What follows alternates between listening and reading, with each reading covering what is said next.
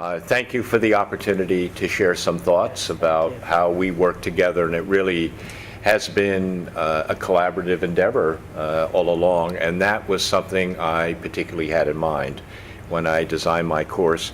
My course, if you don't know, is entitled A Journey to St. Petersburg, Russia, a City of Transformations. And as B indicated, I offered it for the first time last year, and as I sat in the sessions last year, I was thinking, now how is all of this going to work out? You have this great idea, you hope, and you don't know what types of students you're going to get, and it's all about the chemistry, the mix that comes about. And I see Laura Janone is one of the original pioneers of the first year seminar. So I, even last year, was thinking, having conceptually put a lot into the idea of the first year seminar for many years, I wanted to make sure that the course I gave would live up to the idea and the ideal, and hopefully it did. So we had really a good time. I think one of the things that most excited me about teaching my own section of a first year seminar, and particularly on this subject matter, was the opportunity to work with a PLA, Peer Learning Assistant. I know for many years Judy and I would meet to talk about the startup of the first year seminar and to what extent faculty were receptive to using PLAs and not using PLAs, and the balance of the course between content and transition, all of those good issues. But I felt pretty intuitively all along that I think a course like this really depends heavily on the success of the PLA and the professor working together.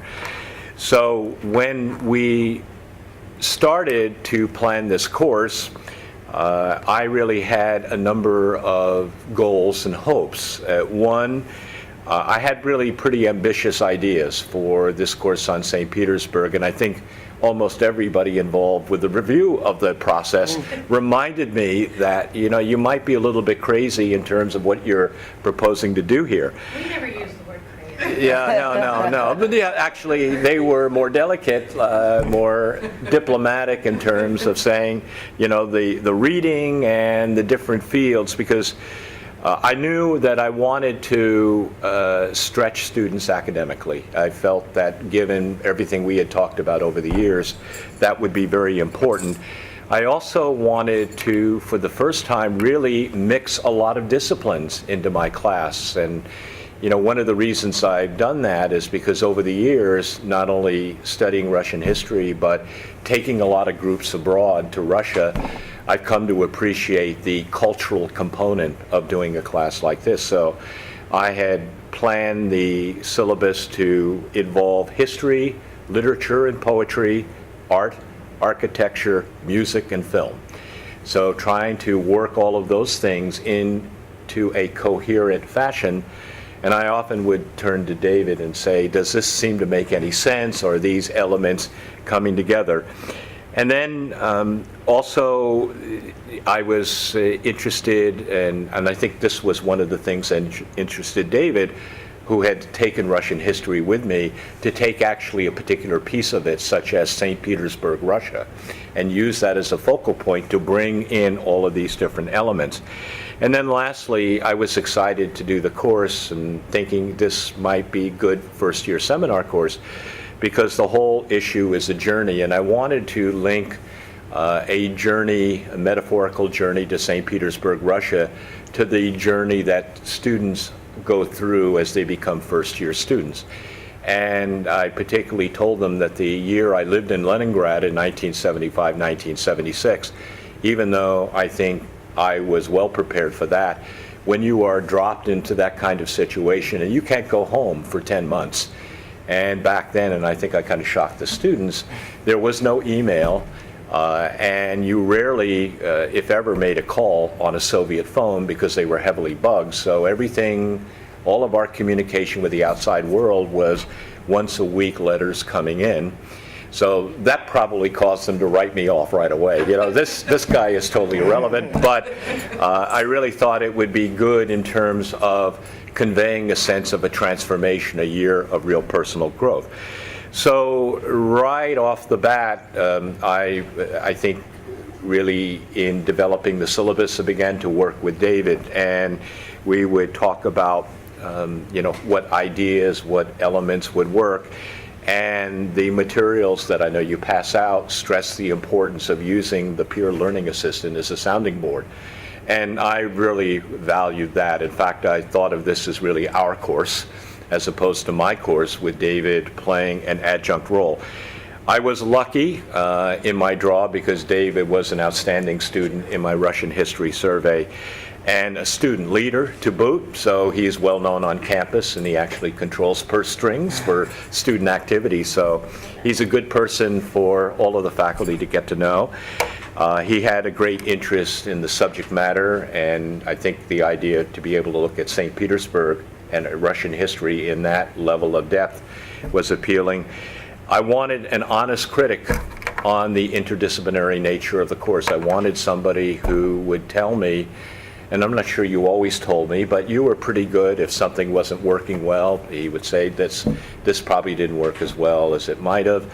And then lastly, David is planning to be a teacher. And I thought, having this kind of work relationship would be really good because, when you take on a brand new course like this, you learn a lot about not only teaching and how students react, but classroom management and all of the various and sundry issues that enter into the equation. The one thing David did not do is assign the grades, but he actually read quite a bit of the student work, which again we would compare notes on. So we spent a lot of time talking about the class conceptually. We discussed dividing up the responsibilities. I gave David a lot of assignments. He arranged the transition to college speakers. He briefed students on the use of the technology on campus resources. We might even want to do more of that next time because I think I have really a real jewel here in terms of knowing the campus. We talked about balancing and scheduling the content versus the transition to college. And I think on virtually every assignment, I would be asking him, what do you think is the rationale for this? Are these students coming into this course going to be able to connect with this material and feel value and have a good takeaway? And one of the really beneficial things is it's been a long time since I was a first-year student. I can still remember the experience, but he's been a first-year seminar student much more recently than me, and so he was able to bring that frame of reference. And finally, I remember as we were planning all of this, one of the things that David was most excited about is I talked about bringing in a guest speaker, a friend of mine who I had met in Leningrad in 1975-76, and he came to the United States in 1979. And he's a very good friend of mine these days. So we actually had him come to the class and talk about the post-World War II years in Leningrad. It's very fitting to mention that today on May 9th, Victory Day in Russia. So that was pretty interesting, and you just thought that was an amazing thing to hear and, to have that kind of firsthand perspective. So, I can talk a lot about what our thoughts and my thoughts were in terms of the added value and the lessons learned, and I'm hoping we can get into lots of questions and answers. But I thought at this point I'd let David, give his thoughts. During the semester, and actually since I've returned to full-time teaching, I'm not the 29-year-old who came to Monmouth College many years ago. And you mentioned about students kind of pulling back from faculty or being afraid to approach. And the great thing about working with David is that, for example, when we were talking about the books, and he read the books, and I asked him, well, which ones do you think, if they could articulate it, what did they find as the most satisfying part of their research process up to that point? And what did they find the most challenging, things that they would need some help on? And then my real hope was that once the student finished the 10-minute presentation, all of the other students would immediately begin to ask questions. Well, that didn't work out most of the time. They were fairly silent because I think they had all formed a mutual non-aggression pact, so nobody would be attacked. But, you know, one or two of them really began by the end to really pick up on it, and I wanted them to also develop the idea you can critique without being offensive. And it's really all about how to present an argument, and hopefully they'd be thinking about, okay, my own work, I'm asking this kind of question. If I ask it of myself, what does that do in terms of the research? So I think by the end it was working pretty well. And again, a lot of them on this exercise said they were really grateful that they did the oral presentation in class because they felt support. They also learned, you know, where they really were with their outline and their paper, and they were able to make modifications along the way. So your take on that? I think by having them have a topic, we spent the last 10 minutes of one class having them all come up and give their topics, and if any of them were struggling, that was our chance to sit down with them and come up with some good topic ideas. And we set aside the Monday before yes, Thanksgiving, we yes. devoted the whole period the whole class for those who wanted the extra help, because we realized that we were going to start the presentations then, and it was clear that nobody was really ready to that was start really at that point. successful. Yeah. A lot of the class came, Yeah. and that was a great chance for you know, both of us to go out, and because there were two of us in the room, to really hear what they were thinking, thoughts on ideas, and more refined topics, because that can be one of the most challenging parts is, where do I even start? Yeah, and once having that direction, they get a lot more confidence. And then the presentation allows them to create a more fully conceptualized idea of what their paper is going to entail. Doesn't mean it has to be finished, but normally by that point, because it's coming in steps, it's not all backloaded, so they physically can't wait until the last day to do it, which I know a lot of students tend to do. So by having it come in pieces, it more evenly distributes the work throughout the semester so that it's not as stressful on them. And by hearing other people's presentations, they get good ideas on, you know, research skills, where to find resources if maybe they weren't as comfortable with where they were at. They were able to see where their peers were coming from and how far along they were. And if at that point they needed more structure or guidance, then they could have come to us before it was way too late on the last day.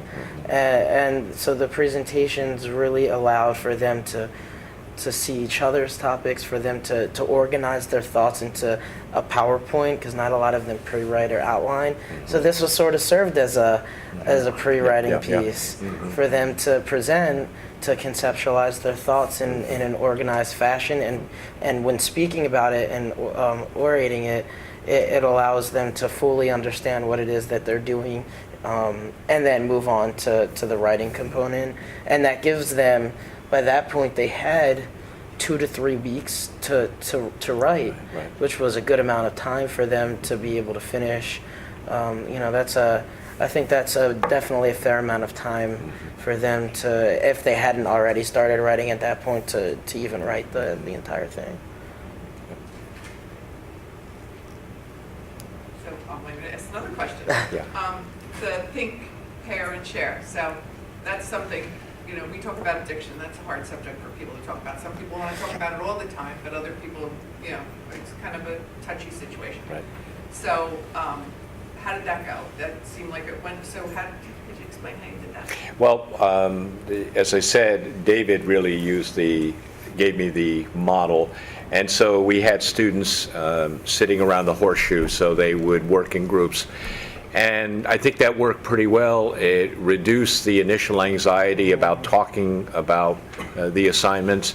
And you know, the challenging thing for me in teaching this class is that when you do that, those kinds of exercises, sometimes you trade depth for breadth and participation. But my sense, as we talked about it, what is really important in this class is not for them to have an in-depth, detailed knowledge of St. Petersburg, but more a feeling for the topic and an ability to talk with one another, to really develop the ability to ask questions and to come up with ideas.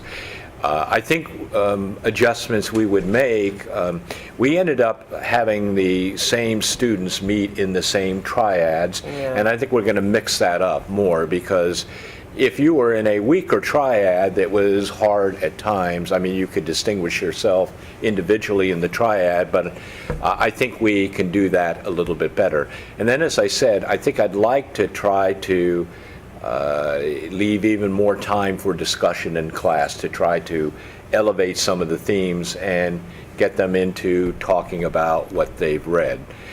But we'll just have to play it by ear, because a lot of it depends on the luck of the draw. And what I didn't point out in the beginning is that I'm not sure my course would have run had David not have been available last summer when B horse-collared him to help out with the early registration of students, because my class was the unknown, I think, to a lot of students, being brand new, and David actually was my chief recruitment agent, so he would actually say, this is not a bad class. And so at the end, almost everybody said they were glad they took the class, although one student wrote, what I got was not what David advertised, so I don't know what that meant. So I don't know what that meant. I don't know what you sold that particular student, but still, it was good. And I think, we'll use that model again, because I just find,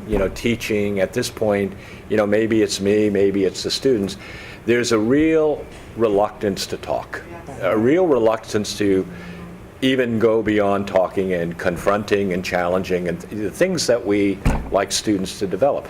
So we have to find ways to get them comfortable in talking, and I think this was a really good way last year to open up that discussion. And then it got better as we went on, and we actually had our academic ethics issue was on the topic of Stalin's approach to Leningrad during the war and blockade and starvation. Was that an ethical policy given the needs of the Soviet Union, or did Stalin deliberately destroy Leningrad or compromise Leningrad? So they did readings that would require them to think about the ethics of Stalin as a wartime leader in that. And so we had a debate on that, and that went pretty well first time out, because again, many of these students are not used to the seminar type setting and to that type of debate, and many of them like it once they get through it. They're always very apprehensive about doing something like that, but feel a real sense of accomplishment when they're done. So. And I think the benefit to the think, pair, share, and working, we had them in threes, was we were both able to walk around, so I know if I'd see a group that might have, kind of hit a wall, I'd walk up and say, so what are we thinking? And have them sort of, because sometimes they feel a little bit more comfortable with that individualized, and that gives that opportunity. And especially like you said with addiction, a lot of students might shy away from speaking out loud on certain topics, but might be more comfortable with one or two people. And so then their ideas are still being expressed, and it gradually move towards discussion with the class. And Dr. Pearson would normally write their responses, so as we go group to group on the board, so that each of them can see or record in their notes what others were thinking, and it really spearheaded. It was the themes that they came up with that would spearhead the discussion. So it was their thoughts and it was their ideas, and rather than Dr. Pearson or I saying, let's talk about this topic, it was more so what did they think, what did they get out of, say, maybe the readings or whatever. And I think that fostered a bit more comfort and it also, like I said, gave a chance for individualized attention to some of the groups who might maybe have been a little stuck or apprehensive. Then we could have gone over and heard what was going on in their thought process, and and helped instill a little bit more confidence. The nice thing is that they felt a sense of ownership in the course by using that method, because by the end, seeing their ideas on the board and making connections on that, they felt a sense of contribution, which was really the most important priority for us in terms of trying to get them engaged. Yes, Ruth? Did this strategy have an effect on increasing the students' responsibility to do the readings when it came to class? That's an important question, because sometimes some groups were more fired up than others, and you wondered whether everybody in the group had done their share of reading. But generally my sense was they were pretty good on that. One of the things that we'll have to talk about when we finish this session, we're going to actually talk about next year, the main text that I used, this wonderful book by Bruce Lincoln called Sunlight at Midnight, A History of St. Petersburg, which I find extremely accessible. A number of them found to be quite boring. Others liked it, others found it boring. And I'm wondering, for some of them, did they kind of trail off doing that?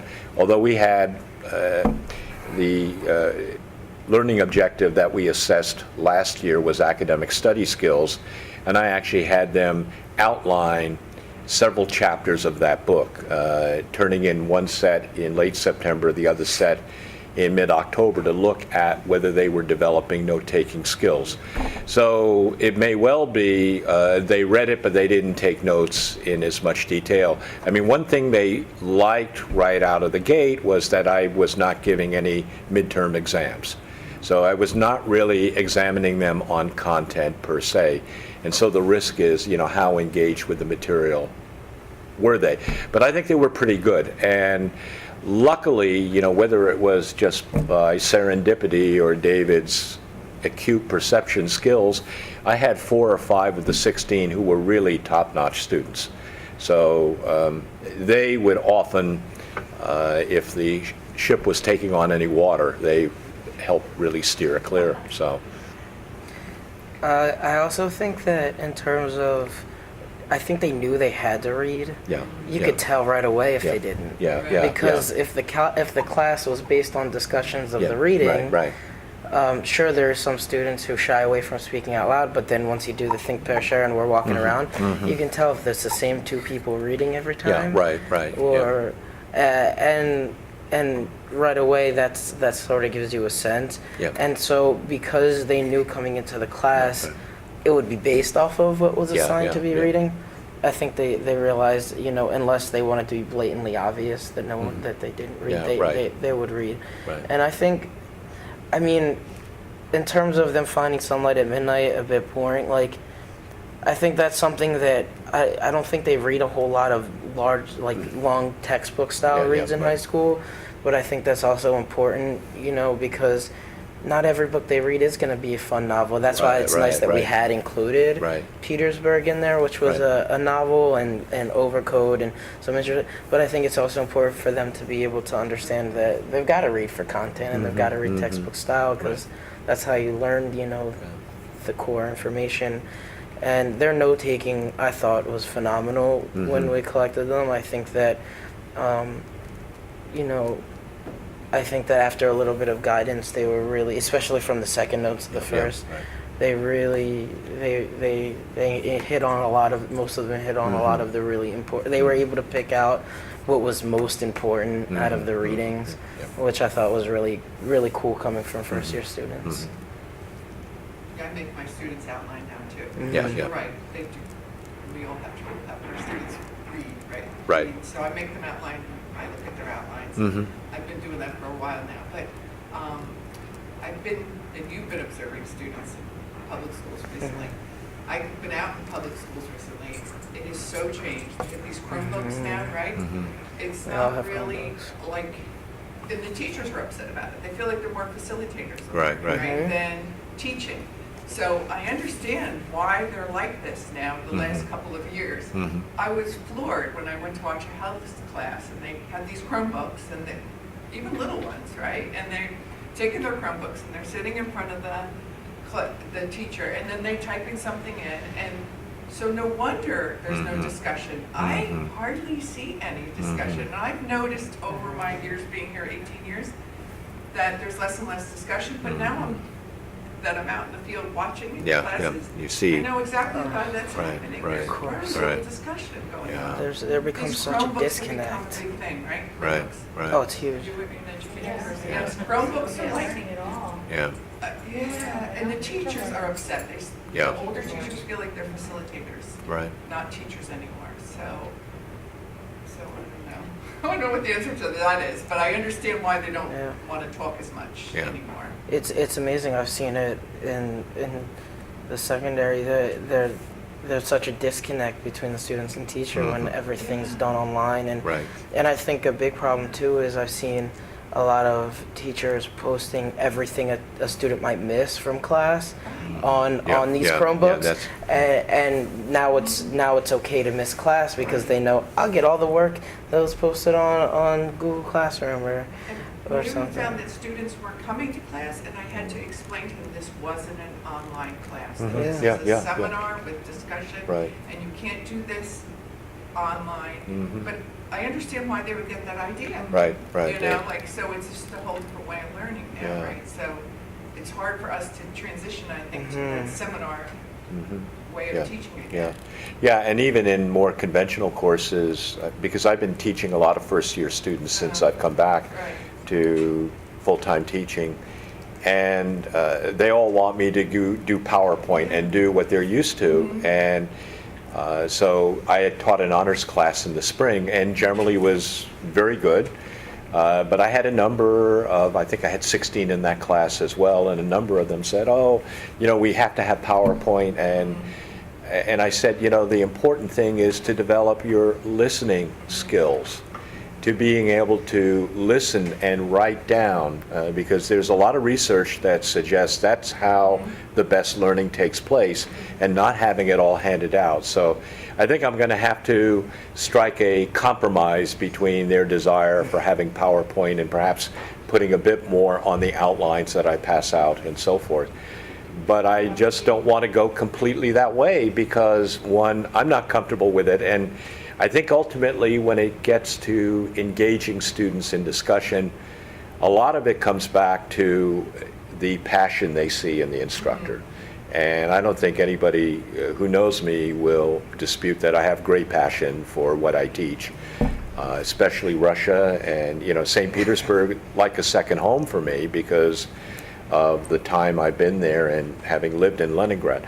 So, I think we just have to do our best, but I think this course is really so valuable because it, for lots of reasons that we've talked about over the years, one, this is the pathway into college. And I think if we're ever doing a class like this and it's like what they had in high school, then we're doing a disservice. And secondly, it's the opportunity to discover that learning is valuable, it's powerful. And then, based on the information you were sharing before, Judy, I think, the career stuff is something I'm going to move up to the very start of my class. So just because I think there's a lot of anxiety about that students have coming in.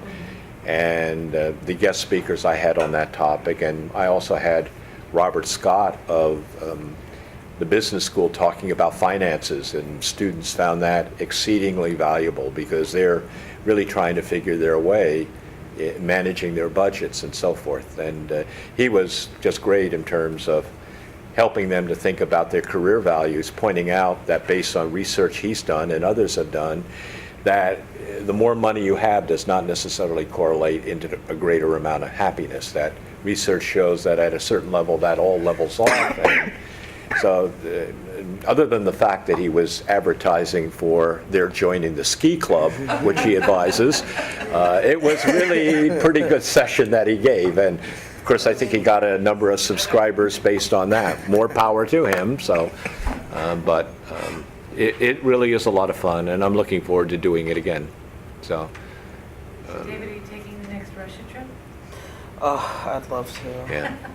When is that, by the way?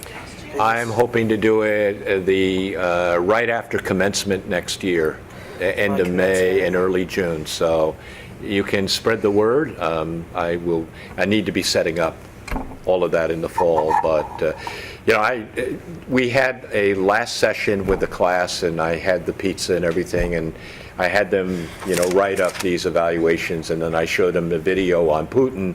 We talked all about Putin, which Yeah, I was was gonna say perfect it's so timing. timely right And now. he's a native son of St. Petersburg, so it could not have been better. And then finally, I asked them the question, having gone through this class, are you more interested in St. Petersburg than when you started?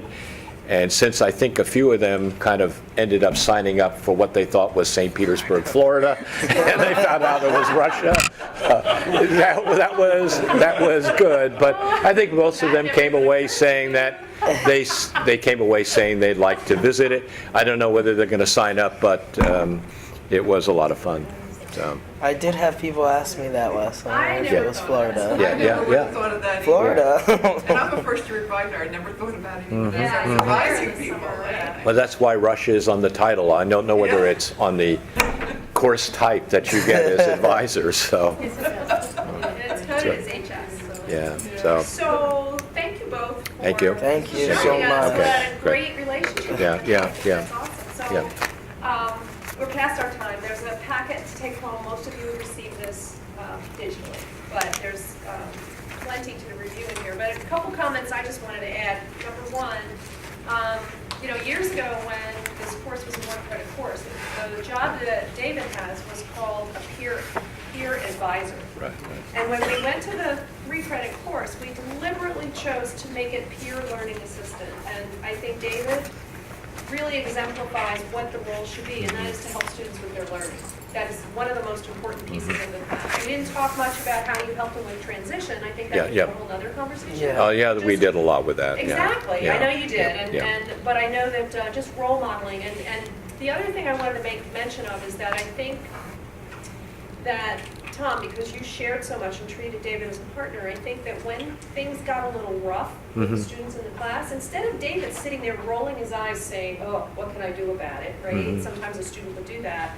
He was respectful of your goals, and he understood what your goals were, and he was tuned into what you were Yeah, trying to yeah, achieve I in mean, class, so. His that's finger really was on the important. pulse all the time, and that was good, so. But, you know, I've been doing this a long time, the entire time Mm-hmm. I've been here, so 24 years, and I have seen some PLAs not be as respectful and supportive of the Right, goals of the class. right. And it's really important, I think, that all of you have those conversations with your Right, students right. about that, so. Right. And we'll help you with that. So, I know everybody wants to go. Any quick questions or anything, or additional comments, or, for those of you who are brand new, you will not see, if you check Web Student to see how many students you have in your class, you will not see enrollments until the last week in June. So everybody's at 0 pretty much right now. Mhm. And then there'll be 3 weeks of registration when you'll see the numbers start to climb. Right.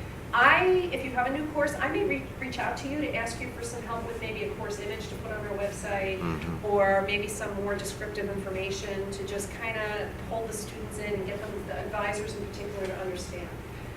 Because we also send a packet of information to the first-year advisors about a week or two before advising starts to let them understand. There's 52 sections. It's a lot for them to keep straight, and it's a Right. lot for the students to read. Right, So whatever you can do to help us, that would be good.